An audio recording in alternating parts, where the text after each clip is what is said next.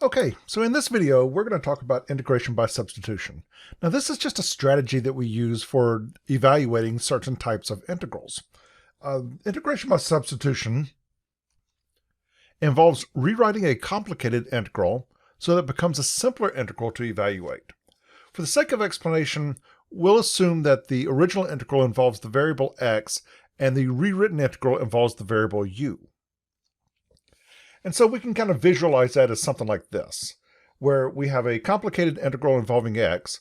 We're going to make some kind of a substitution here, which ends up giving us a more simple integral involving u, which we'll evaluate, and we'll get an answer over here, but that answer will involve u. And to get back to the x world over here, we're going to go back and figure out what the answer in terms of x is going to be. So let's go ahead and jump into an example. Okay, so I want to consider the integral of 6x times cosine x squared integrating with respect to x.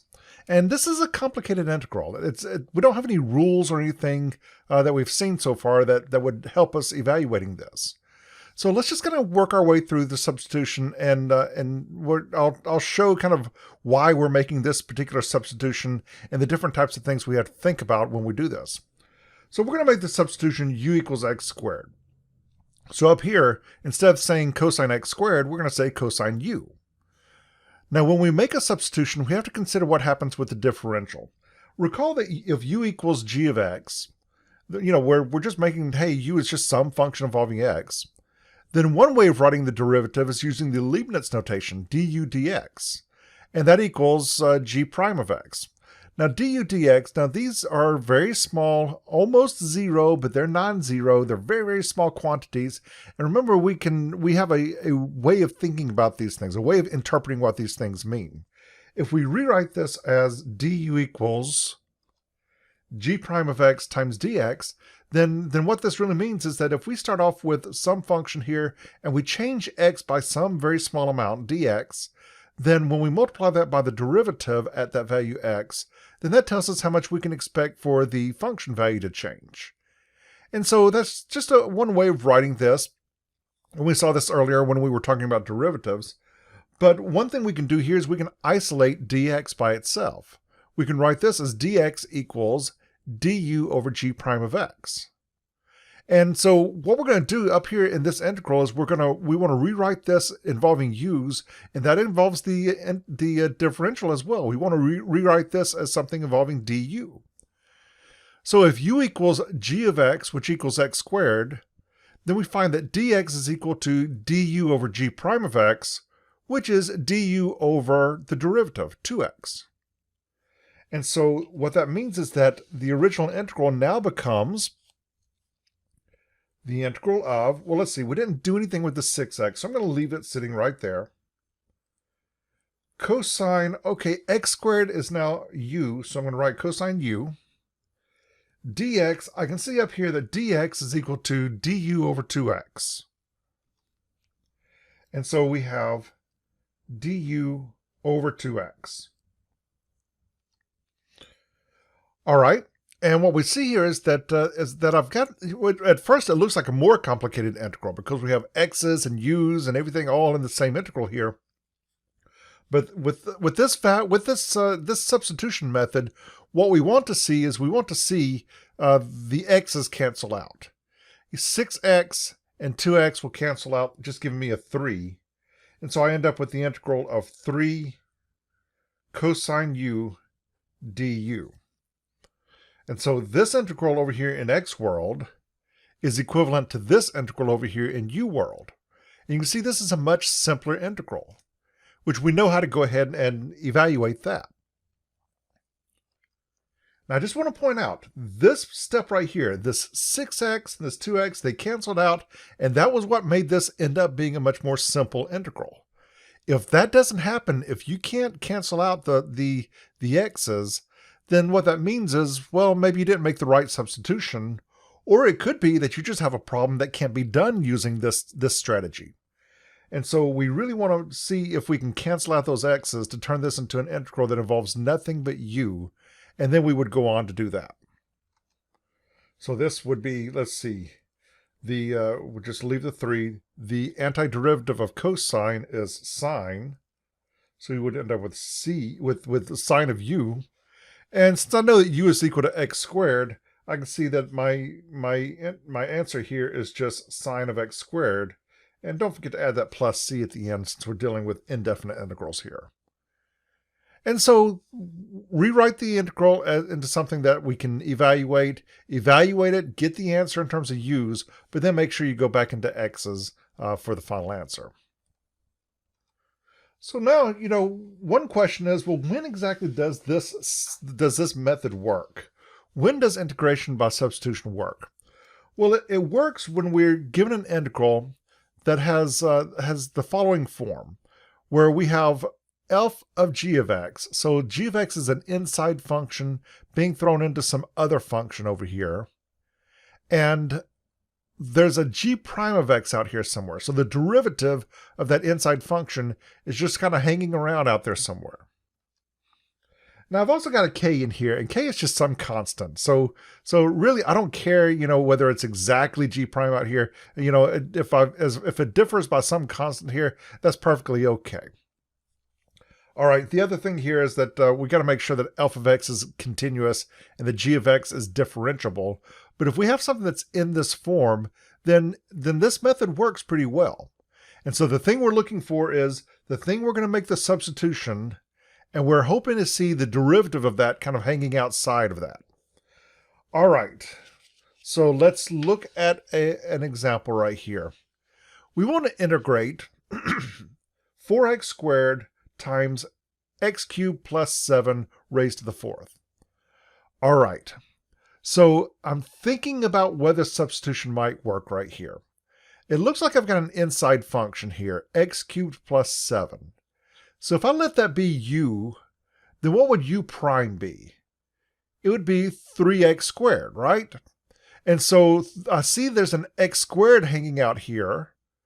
And so I'm happy to see that because that seems to fit this form up here, right? If I let u equal, or if I let g of x be x cubed plus 7, then I get a 3x squared out here. So I get the x squared part. I don't care about the 3 part of that. It's the x squared part that I'm really kind of concerned with. And so it seems like things would work out here in this case. So you have to do a little bit of kind of looking ahead here when you're doing the method of substitution. So I'm going to let u equal x cubed plus 7. So I know what I would end up with here would be u to the 4th. All right, so let's see here then. I know that dx is equal to du over g prime of x. And this is really my g of x here. U equals g of x. All right, so this would be du over 3x squared. Okay. And now let's go in here and let's just substitute it all in. My original integral was 4x squared times x cubed plus 7 to the 4th dx. And so the 4x squared, well, I didn't do any substituting with that, so I'm going to leave it right there. X cubed plus 7, that's now what I'm calling u. So that is now u, and that's raised to the 4th power. Dx is du over 3x squared. So du over 3x squared. And let's clean things up a little bit here. Let's see here. What do we get? Okay, I've got a 4 over 3, which I'm going to go ahead and bring out here in the front. I've got the integral, that x squared and that x squared cancels out. And remember, that's the thing that we're hoping to see. We want to see those x squares cancel out. I've already brought the 4 over 3 outside here, so the only thing that's left is just u to the 4th du. And so I've got 4/3. Let's see, I'm going to take the antiderivative here, so that would be u to the 5th over 5. And let's just clean that up a little bit here. So that would be 4u to the 5th over 15. And now let's rewrite the answer in terms of x's. Remember, u is equal to x cubed plus 7. And so I've got 4 x cubed plus 7 raised to the 5th power over 15. Don't forget to add your plus c. Now, remember that we can always check to make sure that we get the correct answer here by taking the derivative of this and seeing if that ends up giving us this right up here. And it will, right? If we take the derivative here, the 5 comes out in front.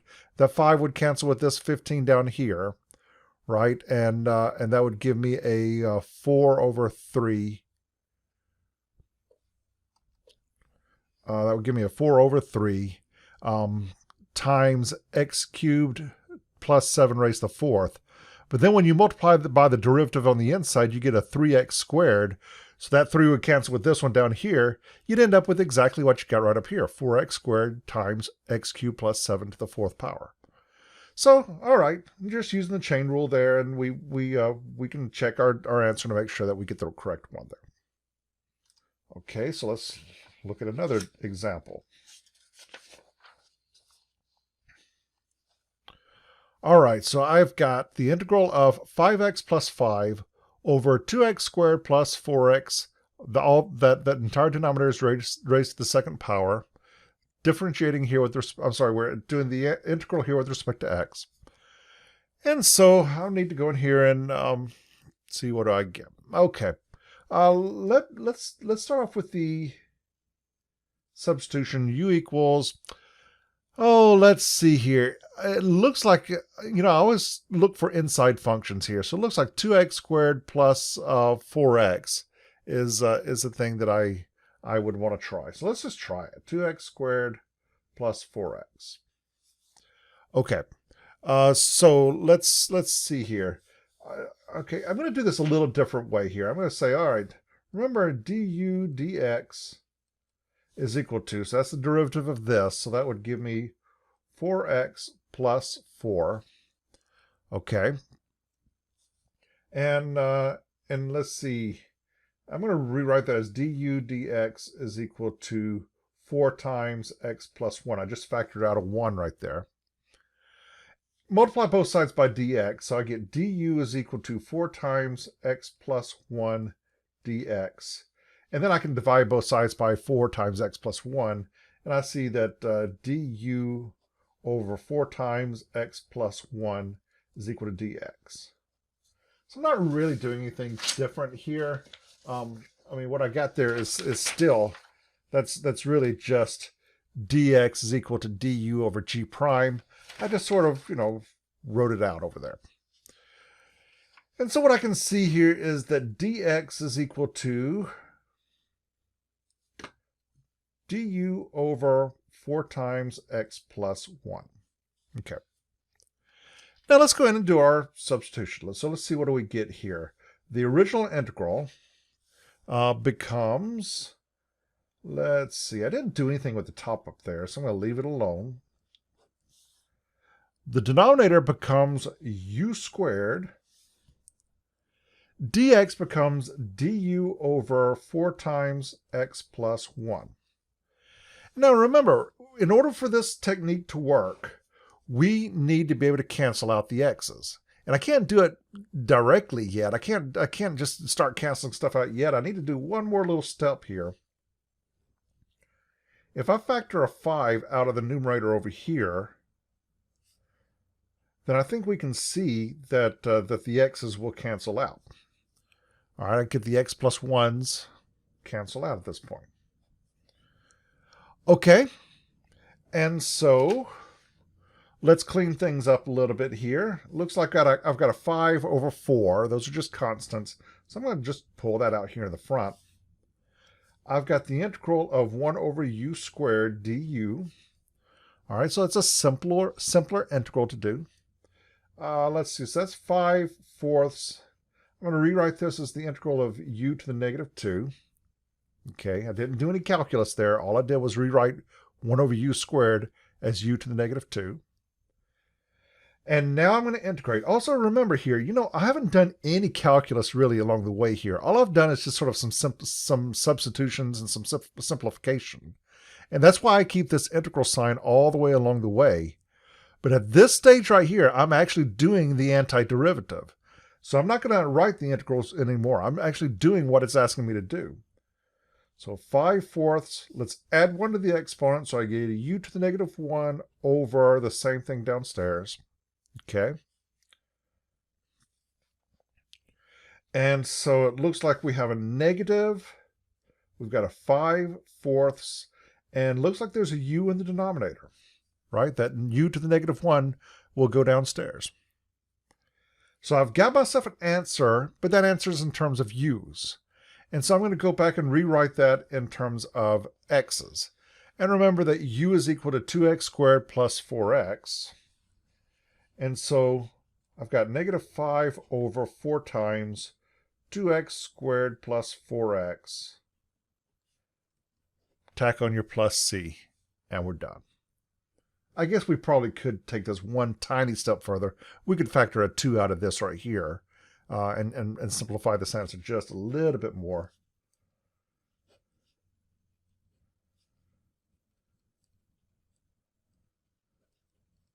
Actually, I guess I could factor an x out as well. But anyway, I think that's perfectly fine like that. Okay, so let's look at another example. All right, so here we go. What we've got is we want to evaluate the definite integral from 0 to pi of sine cubed x times cosine of x. Okay, so I'm going to start off with a substitution here. Now it's not always obvious what your substitution should be, but I do see there's an inside function here.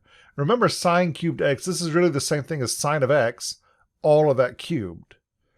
So if I rewrite this as u equals sine of x, then I know that this would become u cubed right here. Okay. And I'm happy to see that the derivative of sine of x is cosine of x. I'm happy to see there's a cosine kind of standing out here on the side. Dx is equal to, what was it, g prime of, du over g prime of x. So that would be du over cosine of x. And so the integral, and I'm going to write this as an indefinite integral first. My original one was sine cubed sine cubed x times cosine x dx. That was the original integral. Indefinite integral, not the definite one. And I'm going to rewrite that now as the integral of, let's see, sine of x is now u, so this is u cubed. And I got a cosine x still sitting there. And dx is now du over cosine x.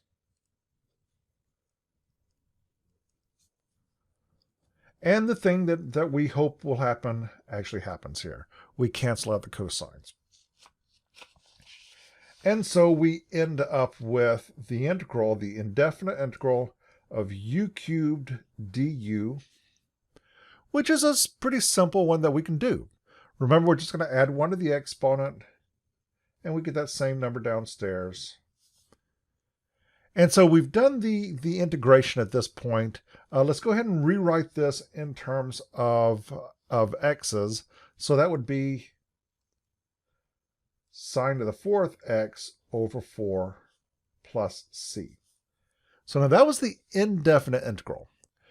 And so now let's say that we wanted to do the definite integral. Remember, if you know how to do the indefinite one, the definite one's pretty straightforward. I'm going to just sort of rewrite this as 0 to pi over 2 sine cubed x cosine x dx. All right, so we're trying to do that one. Remember, all I need to do this is I need to find an antiderivative. Well, that's exactly what we found right up here. Okay, so the antiderivative, I'm going to rewrite this a little bit as 1/4 sine to the 4th x. And I'm going to evaluate that from pi over 2 down to 0. Okay, so that would be sine to the 4th pi over 2 over 4 minus sine to the 4th of 0 over 4. And remember, sine pi over 2 is 1. So 1 to the 4th power is still 1. So we end up with 1/4. Sine 0 is 0. Looks like we have 1/4 as the answer there. So let me sort of take another approach to this problem. I'm going to go over here and I'm going to rework this problem in a slightly different way. Let me rewrite it down. 0 to pi over 2. We've got sine cubed x times cosine x dx. I'm going to take a slightly different approach here. I'm going to go through and I'm going to do the same substitutions and everything. So basically, same substitution, u is equal to sine of x. We've already found that dx is equal to du over cosine x. And when we go in here to actually kind of rewrite this thing, what I did, here just a moment ago was I just said, okay, well, we got all that. Let's go back to the indefinite integral and just find an antiderivative and kind of approach it that way. Another way of sort of approaching this is if we go back to the original idea here. Let's go all the way back here and say, all right, if we're thinking about, hey, we're over here in x world and u world, all right, start off with a complicated integral involving x. If this is a complicated definite integral involving x, then when we do this and we go over here and do this in u world, we've seen a few examples here of doing this with indefinite integrals. But if this is a definite integral that starts off with x, one approach could be to rewrite this as an equivalent definite integral in u world. And then, if this integral is equivalent to this one, then when you get an answer, remember the answer of a definite integral is generally a number, then you just get the answer and you don't have to go back over here. So let's just see how that would work. Okay. So I've got a definite integral up here involving x. And I'm going to write this as an equivalent definite integral involving u. In order to do that, I need to look at these limits right here and say, okay, hey, you know what? Here x is equal to 0. So if u is equal to sine of x, then the lower limit, where x is equal to 0, is equivalent to sine of 0, which is also 0. The upper limit, where x equals pi over 2, is equivalent to, so, u is equal to sine of x, so this would be sine pi over 2, which is equal to 1. So I'm going to write this definite integral as an equivalent definite integral in u world. But this equivalent definite integral will have a lower limit of 0 and an upper limit of 1. And then we kind of do the same thing we did before. Sine of x is u, so this would be u cubed. I got this cosine hanging around over here. Dx is du over cosine x. The cosines cancel out, and I'm left with the definite integral from 0 to 1 of u cubed du. And I know that this integral is equivalent to this integral, and so I just go ahead and do it. Hey, I add 1 to the exponent. I get the same number downstairs. I'm going to plug a 1 and a 0 into here. Plug the 1 in, and what you end up with is 1 over 4. Subtract, plug the 0 in, you end up with 0 over 4. We end up with 1/4 as our answer, which is the same answer we got over here. So, really the whole question is, what are we doing? Well, in this approach right here, we found an antiderivative by just going in and changing this to u's, getting an answer in terms of u's, going back to x's, and then we used the x values over here that was in this definite integral to get a final answer. In this approach, we went over here and we said, okay, hey, here's an integral involving x's. Let's rewrite it as an equivalent integral involving u's, but what that means is also changing these limits right here, changing the 0 to pi over 2 to whatever their equivalents are here, using whatever substitution I made. And then I don't have to kind of make that trek back to x world. I can just get the answer and be done. So it's just another approach for this. And honestly, it doesn't really matter because you end up with the same answer either way. Sometimes this over here may be a little quicker, but it's really whatever it is that you're comfortable with. Okay, I want to find the area of the shaded region here. All right, so I've got another example. I'm finding the area of the shaded region. It looks to me like the area of the shaded region would be the integral, the definite integral from 0 to 1. All right, I can just kind of read that off of my graph right here. My function is x times the square root of 1 minus x squared dx. Okay. I'm sorry, I'm a little messy with my writing.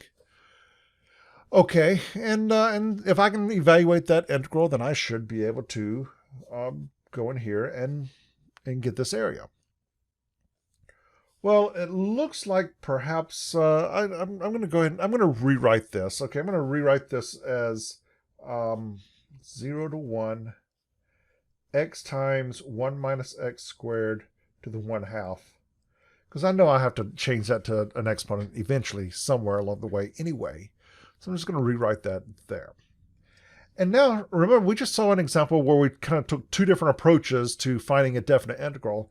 And I don't know. I'm going to go with the I'm going to find an antiderivative, take it back into x's. I'll just use these values right here. Partially because these are really easy values, 0 and 1. And after I do my substitution, I don't know what that's going to turn out to be. So all right, let's go in here and do this. Okay, I'm switching away from the definite integral for a second to an indefinite one. All right, so I've got x times 1 minus x squared to the 1/2 dx. And I'm going to let u equal 1 minus x squared. And I'm happy to see that if I take the derivative of this, I'm going to end up with a negative 2x. And I'm happy to see there's an x out here. And that's what kind of tells me, hey, it looks like substitution is going to work here. So let's see here. Du is equal to negative 2x times dx, which implies that dx is equal to negative du over 2x. Okay. All right. So my indefinite integral becomes, let's see, I've got x. I didn't do any kind of substitution with that. I'm just leaving it right there where it is.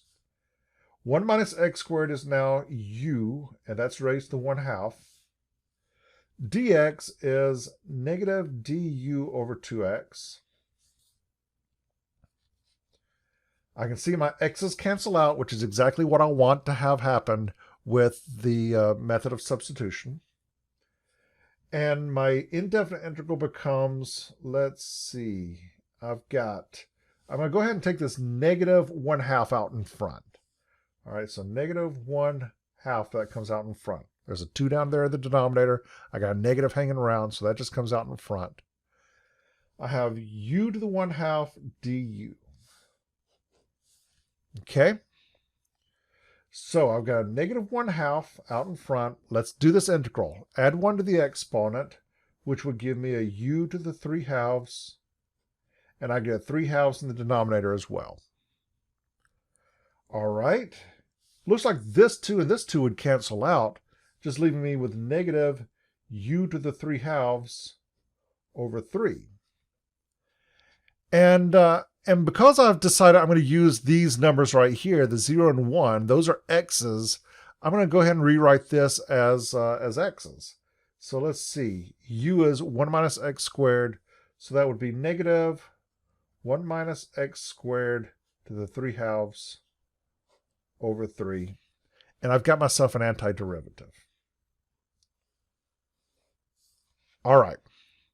And so if I go back to the original integral here, 0 to 1, x times 1 minus x squared to the 1/2 dx. That's the one that represents the area that I'm looking for. I know that this would then just be negative 1 minus x squared to the 3/2 over 3, evaluated from 1 down to 0. All right. So let's see. If I stick 1 in here, looks like I get negative 1 minus 1 squared to the 3/2 over 3. Minus, now let's stick the 0 in, so I get negative 1 minus 0 squared to the 3/2 over 3. Okay. And so it looks like what I end up with is, well, this whole thing right here is just 0, right? 1 minus 1 squared is 0. All of this just ends up being 0. So all that kind of goes away. That's just 0. Minus minus makes it a plus. And let's see, 1 minus 0 squared, so that's just going to be 1. 1 to the 3/2 is just 1. And so I got 1 over 3. Looks like what I end up with here is an answer of 1/3.